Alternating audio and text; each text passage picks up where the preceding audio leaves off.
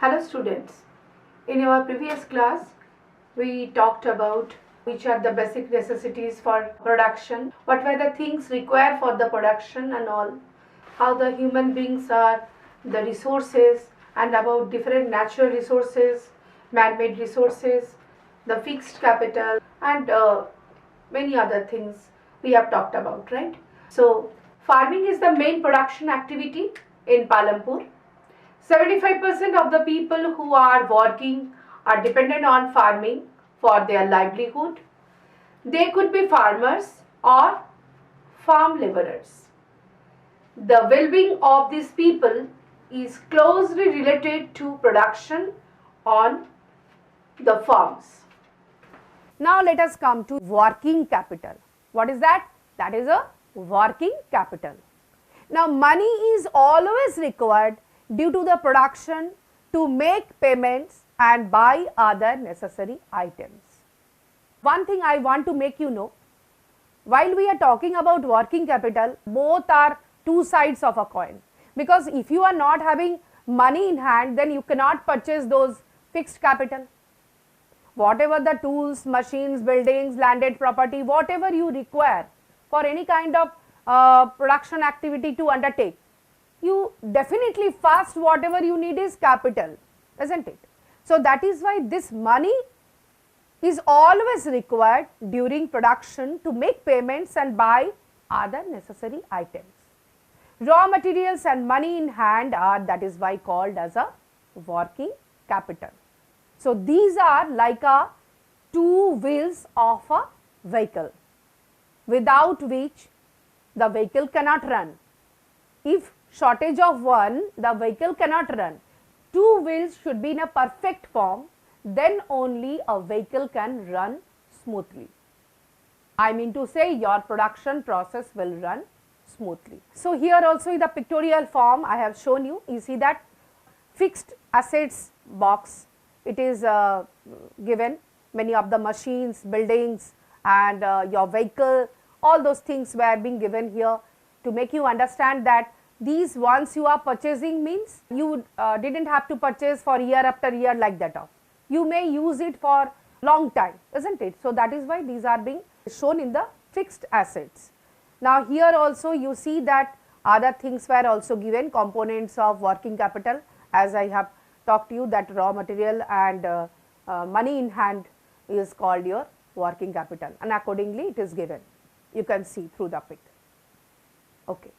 Now let us go for the next, human capital. I think earlier also I have given you an headline, I have gone through while making biscuit. I have talked about this. Now in detail let us come to this point, that is human capital. I think human capital is the most essential resource or most essential factor, even more than working capital and fixed capital, I can say. Yes, and that is why Japan is investing maximum on human capital. And here also see that why human capital is most essential part, I think. Why? It is comprising of knowledge. Without knowledge you cannot do. As I told you, you cannot prepare biscuit if you don't have the knowledge how to make and what are the proportion you must give. Then creativity. If you put a cherry over the biscuit or the kaju over a biscuit, cashew nut over a biscuit, then that is your creativity. Like while we are preparing cake, over that icings were being done to make it more decorative and more catchy, right? So it is your creativity that is being discovered by human being, that a machine can't do. So here the creativity works.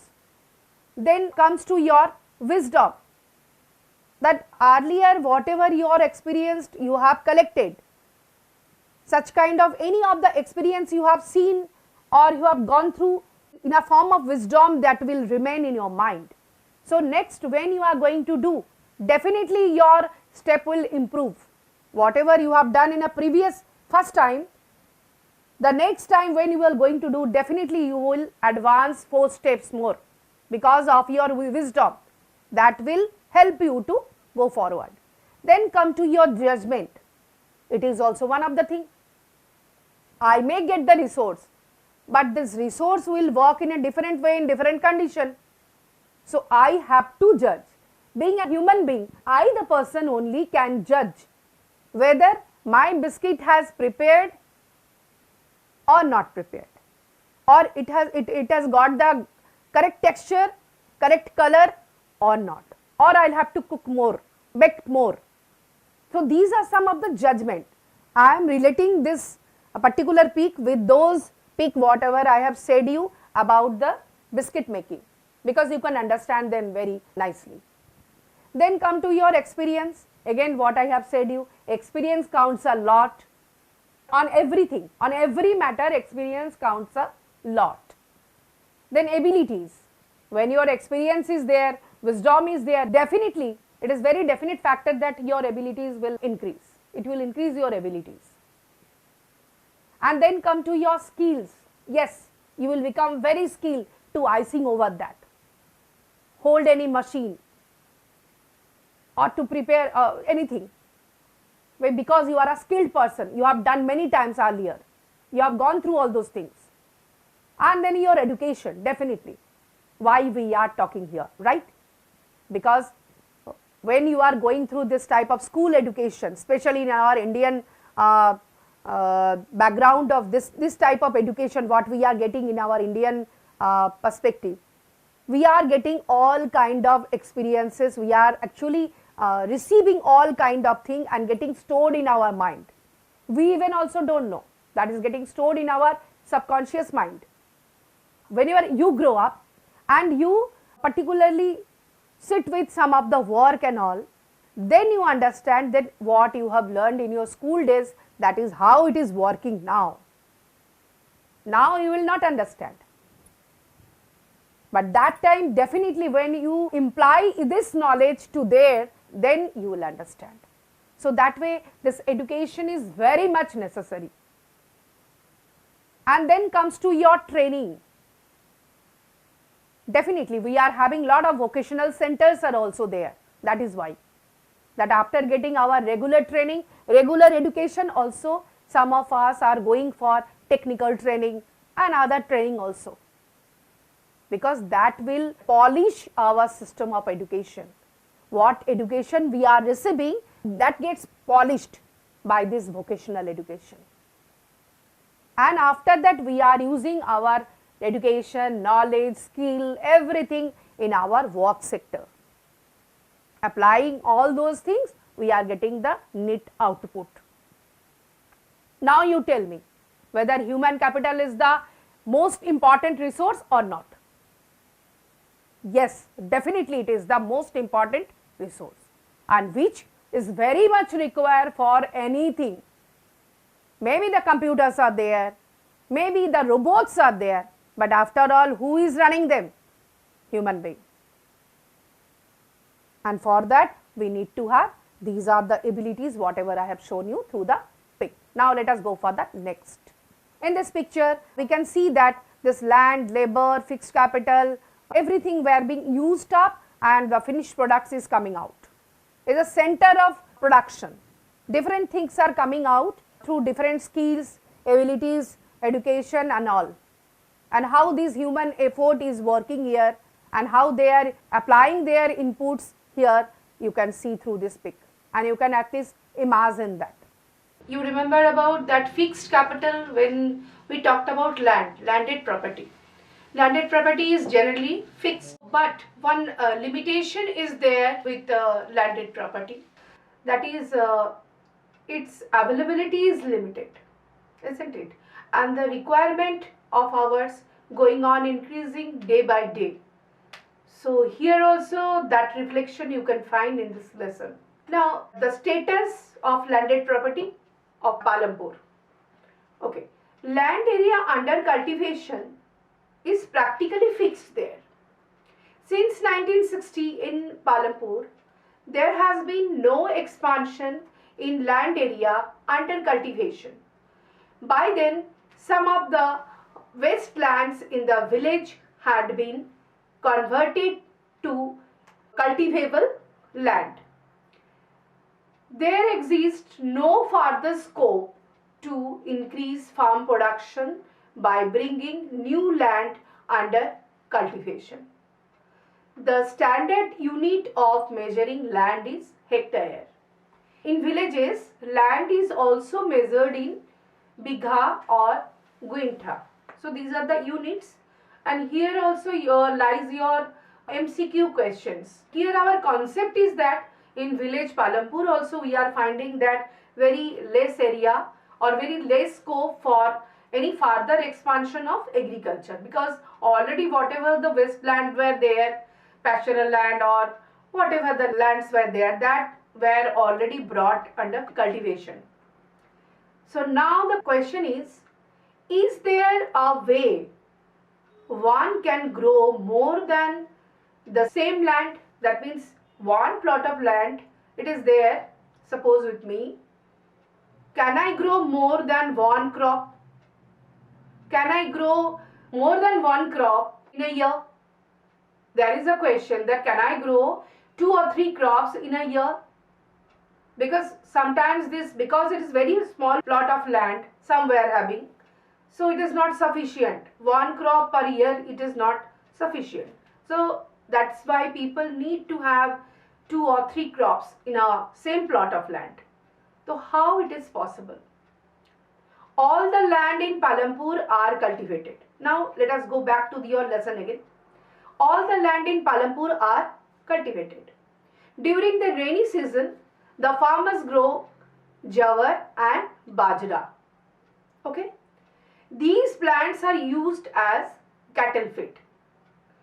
It is followed by cultivation of potato between October and December. Then in winter season, that is Rabi, fields are sown with wheat. A part of the land area is also devoted to sugarcane, which is harvested once in a year. So here this is the description from your book I have collected.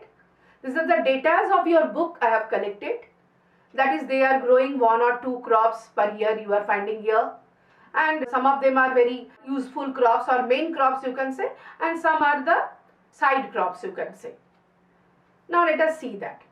Important changes that farm activities that Palampur has undergone. Because earlier there was only traditional system, only one crop they are growing per year. But later on, lot of changes occur. Let us see what are the changes. Over the years, there have been important changes in the way of farming, which have allowed the farmers to produce more crops from the same amount of land. What was our motto? Now we will discuss how it has happened. So here coming the concept multiple cropping. These process or this phenomena happen through 2 things. One is through multiple cropping farming and another is use of modern farming methods. So these are the techniques that Palampur village adopted, or you can say Palampur village farmers adopted. Now let us go for our multiple cropping first. So to grow more than one crop on a piece of land during the year is known as multiple cropping. This is your definition, simple definition, that is over a year, particular year, when you are growing 2 to 3 crops on a same plot of land, that is called multiple cropping. It is the most common way of increasing production on a given piece of land. It is one technique. All farmers of Palampur grow at least 2 main crops. Many are growing potatoes as the 3rd crop in the past 15 or 20 years. Okay.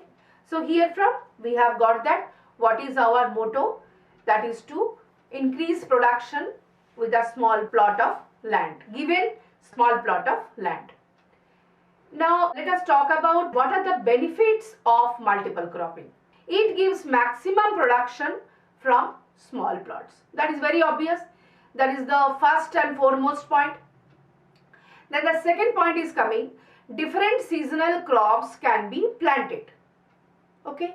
For example, crops that require a lot of water can be grown in the wet season and intercropped with drought resistant crops that can be harvested in the following dry season. So this way we are growing two types of crops according to the requirement of the season. Now this can help the farmers to cope with the land shortages. This is first point. Then second, including legumes in the cropping pattern helps to maintain soil fertility by fixing nitrogen in the soil. Even this can help farmers to cope up with the land shortages. This is first point. Then second point, including legumes in the cropping pattern helps to maintain soil fertility by fixing nitrogen in the soil. Then next is, it also helps in maintaining the fertility of the soil by nitrogen fixation, which is very much required to maintain the fertility of the soil. Then comes to your next point. See the table here, cultivated area over the years. The data analysis is being given to you, that you can find 1950 to 1951 how much, then 90 to 91, then 2000 to 2001 how much cultivated area undertaken, that is given here. Okay, now let us move to the another concept, that is modern farming methods. We have talked about two techniques. One we have already now talked about, that is multiple cropping. Now we are on the second topic, that is modern farming methods. Definitely you can also say that what is that modern farming method? Yes, I think you have rightly guessed, that is the green revolution. Yes, I want to talk to you about this green revolution. The green revolution in the late 1960s introduced the Indian farmers the cultivation of wheat and rice using high yields varieties of seeds, that is HYVs. We all know that. Next year, compared to the traditional seeds, the HYV seeds promise to produce much greater amounts. Okay, so whatever the previous amounts will be, now the farmers found that yes, it is almost quadrupled, or you can say it is 8-doubled. This way it has doubled the production. That is the main forte point or beneficial point for our farmers. Then as a result, the same piece of land would now produce far larger quantities of food grains than was possible earlier. HYV seeds require plenty of water. These are the points, requirements, because when we are coming to new techniques means some new requirements are also there. Now no more traditional way you can get that production or get that output. Okay, HYV seeds requires plenty of water and also chemical fertilizers and pesticides to produce best result. So these are the conditions required for a HYV seeds, or you can say modern techniques of modernized farming, whatever you can say. And see the pic now. Now the name I am arriving, that is green revolution. Yes, our farmers got that profit. Now let us see who is the father. Father of India's green revolution is M.S. Swaminathan. Yes, M.S. Swaminathan. And for the world, that is Norman Borlaug. So Norman Borlaug for the whole world, first he brought the concept, and in India the man who is the father or conceiver or brought that idea is M.S. Swaminathan. First Punjab has adopted, and after that Haryana gradually, and Western Uttar Pradesh also adopted them. The yield of wheat grown from traditional methods was 1300 kg per hectare, which increased to 3200 kg per hectare by adopting the modern farming method. So just you can see even more than double. Here you can point out this one, that is even more than double. Through map you can see that which are the two states. If you face the map work, you must know that where is this two states lie. So I have just here focused you through Punjab and Haryana. through Indian political map. Okay, you can also practice that. Okay, so here now we are coming to the conclusion of one issue, that is how we will boost up our production. That is two, already we have talked about. One is our multiple cropping and another is our modern farming. And modern farming, here I have jotted down all those whatever requirements are there. That is, one is farm machinery is required here, a proper irrigation of course necessary there, and then electricity of course it is required for this to run the pump set and all. Then pesticides require, then fertilizers require, then of course the HYB sheets. Alone HYB sheets require other things. Whatever now you are seeing, see the pic. I think you have watched that. Yes. You see this Persian wheels and tube wells. Here these sets are running and they are giving the proper irrigation to the land or agricultural land. Now see that I have given you a table, that is through peak you can come to know that not only this green revolution, you will see that blue revolution. To which things we are calling blue revolution? That is related with the fish production, that has also increased a lot. Then golden fiber related with jute production. Then green revolution we all know related with agriculture. Then pink revolution, that is related with onion. And white revolution, all of us know that related with dairy milk. So this way now we have covered up two techniques as well as their importance and many more things. So I want to give you some of the activity you must do. Okay, so before going to further, you must do one activity, a very fast activity. Okay, so question number 1, it is a 1 marks question. All questions are, farmers grow which crop in rainy season? Quickly write down, as in my previous classes I already told you that you have your rough copy as well as pen with you. So here I hope that you are holding that. So just go through that. Question number 1, farmers grow which crops in rainy season? Then question number 2, name the crop grown in Palampur once in a year. Then question number 3, over the years which changes were marked in the field of agriculture. Then question number 4, to grow more than one crop on a piece of land during the year is known as dash. Then question number 5, dash, dash, dash, dash are the basic requirements for modern farming. So here just you have to put what are the things required, because already I told you, I have shown you, I have jotted down in one page and I have shown you. This is the hint for you. Okay, dash related with onions. Okay, I have shown you one table of various revolution. Now do this activity. This activity is given from this table. So you find out that which revolution is related with onions and do it. Okay, I hope that you have finished. Okay, let us reveal the answer before you. Farmers grow jawar, bajra in rainy season. And answer 2, sugarcane grown in Palampur once in a year. And answer 3, over the years developed multiple cropping and modern farming. So over the years developed multiple cropping and modern farming. Okay, now answer number 4, to grow more than one crop on a piece of land during the year is known as what? Multiple cropping. Yes, you are right. Now next, answer number 5, HYB sheets. Yes, I have given 4 or 5 dashes. There you have to write HYB sheets, proper irrigation, then chemical, fertilizers, pesticides are the basic requirements for the modern farming. Answer number 6, dash related with onions I have given you.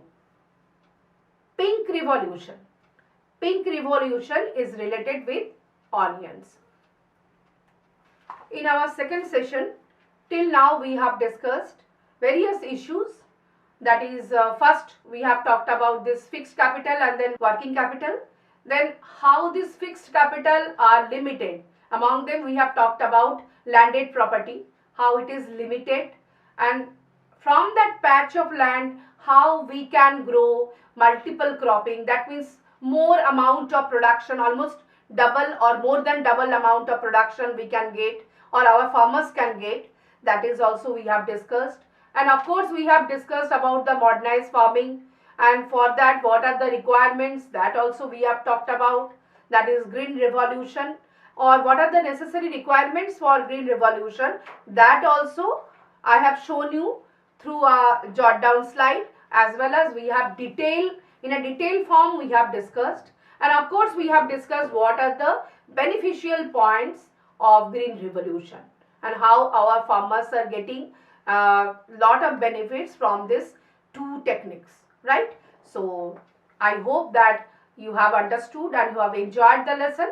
In next session we are going to talk about its positive, negative impacts, as well as the farmers and whatever the impact directly hitting them, and about other facts of village Palampur. So be prepared for the next class. We are going to meet with a new topics and new issues of this chapter. Till then, take care, stay safe. Thank you.